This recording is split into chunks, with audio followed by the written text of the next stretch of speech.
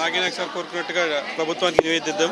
So ఇంత మంచి ప్రోగ్రామ్కి నన్ను నా ఆఫీసర్స్ అందరూ వినియోగం చేసినందుకు thank you sir. Thank you very much. Shri Shri Shri Shri Acharya Prabodhananda యోగేశ్వరారి దివ్యాశీస్సులతో శ్రీకృష్ణ జన్మాష్టమి వేడుకలను ఈ సంవత్సరం 2024లో ఈ నెల ఆగస్టు 26 నుండి ఈరోజు సెప్టెంబర్ 5 వరకు ఇది 11వ రోజు. స్వామివారి యొక్క కొలువు ఇక్కడ తీరి ఇక్కడ నుండి పద్మావతి కాల్ నుండి మరి బస్టాండ్ వరకు, బస్టాండ్ నుండి మళ్ళీ ఇక్కడ తిరిగి రావడం జరుగుతుంది.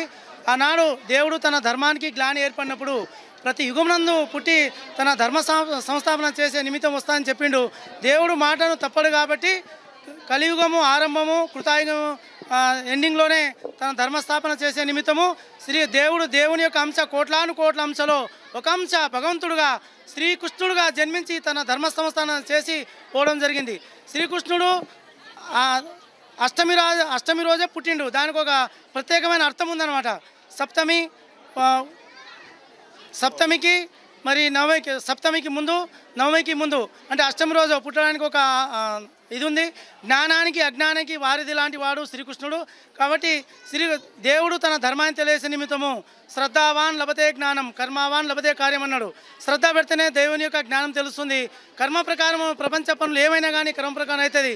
మనం అనుకున్నది ఏది కాదు. దైవ జ్ఞానం మాత్రమే తన శ్రద్ధను బట్టి దేవుడు తన ధర్మాన్ని ఆచరణ చేస్తే జ్ఞానాన్ని అందిస్తాడు, లేకుంటే అందించడం అన్నమాట. కాబట్టి మనం ప్రతి ఒక్కరూ భగవద్గీతను ప్రతి ఒక్కరు చదవాలి. దేవుని ధర్మాన్ని ఆచరణ చేయాలి. ఆచరణ చేసి మన కర్మను కాల్చుకొని అందరూ మోక్షం పొందాలి.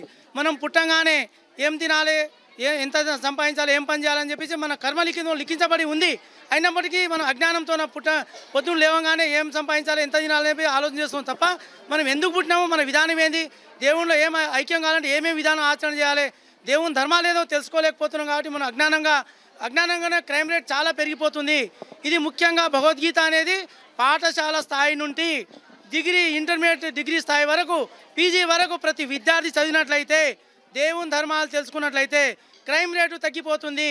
ఇది పిల్లలు ఎవరు కూడా దొంగతనం చేయరు, తప్పుడు పని చేయరు.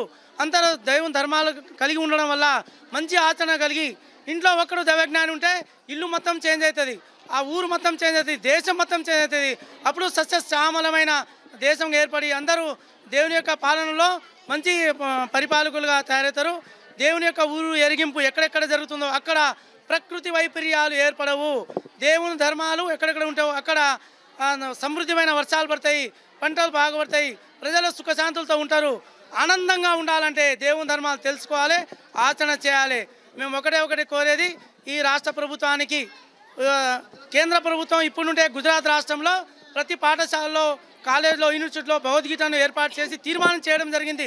మన తెలంగాణ రాష్ట్రంలో కూడా గౌరవ ముఖ్యమంత్రి రేవంత్ రెడ్డి గారిని ఒకటే విన్నపము, మా ప్రబోధ ఆశ్రమం నుండి ఏమి విన్నపం చేస్తున్నాం అంటే ప్రతి పాఠశాలలో భగవద్గీతను ఒక చాప్టర్గా ఏర్పాటు చేసి చదివించి ప్రతి తెలుగు పండిత టీచర్ భగవద్గీతను నేర్చుకొని విద్యార్థులకు నేర్పినట్లయితే సత్ప్రవర్తన కలిగి ఎవరు కూడా తప్పు పనులు చేయరు, అందరు మంచి విద్యార్థులుగా మంచి పౌరులుగా తయారవుతారు, తప్పుడు పనులు చేయరు, దొంగతనాలు జరగవు, దోపిడీలు జరగవు.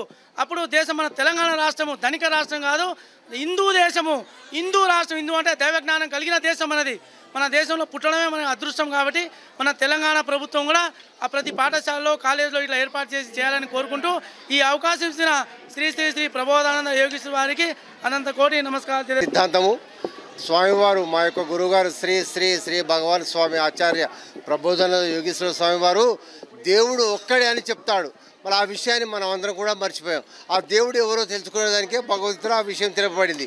మరి ఆ విషయాన్ని అందరం కూడా మర్చిపోయాం. కాబట్టి 5000 సంవత్సరాల క్రితం కృష్ణుడు చెప్పిన విధానాన్ని మనం అందరం మర్చిపోయాం. నిజంగా మనం హిందువులం కాదు, హిందువులం అయితే భగవద్గీతను చదువుకుంటాం, కానీ హిందువులం కాబట్టి ఇప్పుడన్నా ఈ విషయాన్ని తెలుసుకొని హిందుత్వాన్ని పాటించి హిందువుగా మారి దైవజ్ఞానం తెలుసుకొని భగవద్గీత ఆచరించి అందరూగా ముందరికి పోవాలని తెలియజేస్తున్నాం. మా సంస్థ ద్వారా ఈ విషయాన్ని మా యొక్క గురువుగారైన శ్రీ శ్రీ ఆచార్య ప్రబోధానంద యోగేశ్వర వారు తెలిపారు. కాబట్టి మనం అందరం కూడా భగవద్గీతను తెలుసుకుందాం, భగవద్గీత చదువుకుందాం. ఎలాంటి గొడవలు, ఎలాంటి ఘర్షణలు, ఎలాంటి విషయాలు లేకుండా ఉంటాయి. గుణాలు పనిచేయవు. ఎప్పుడైతే దైవజ్ఞానం తెలుసుకుంటావో నీ లోపల, నీ తల లోపల ఉండే గుణాలు నీకు ఎలాంటి పనిచేయవు. ఆ విధంగా పిలిచినట్లయితే మన భారతదేశం, మన తెలంగాణ రాష్ట్రం మంచిగా ఉంటుంది. భగవద్గీత అంటేనే శరీర హద్దు. నీ శరీరంలోనే దైవజ్ఞానం ఉంది. శరీరం బయట చూసుకుంటే ఏది లేదు. ఆ విషయాన్ని అందరూ గమనించి తెలుసుకొని ముందుకు పోవాల్సిందిగా మేము మా యొక్క హిందూ జ్ఞాన వేదిక ప్రబోధ సేవా సమితి ఆధ్వర్యంలో తెలియజేస్తున్నాం.